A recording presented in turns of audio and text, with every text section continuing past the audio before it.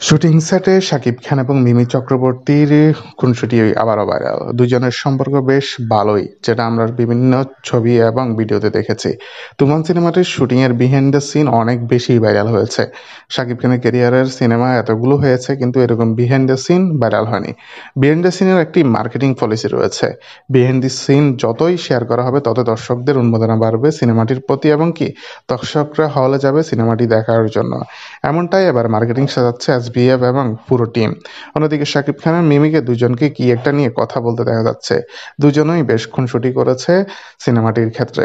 উড়াদুরা গানটির শুটিংয়ে এই কাহিনীটি হয়েছে। দুজনকে একসঙ্গে হাসি ঠাট্টা করতে দেখেই দর্শকরা বেশ মজাই নিয়েছে। যেখানেই হোক, যেভাবে হোক, দুজন বেশ ভালোই বন্ধুত্ব সৃষ্টি করেছে দুজনের মধ্যে। তো বন্ধুরা, ভিডিওটি নিয়ে আপনাদের মতামত জানিয়ে দিন আমার ভিডিওর কমেন্ট বক্সে। ধন্যবাদ।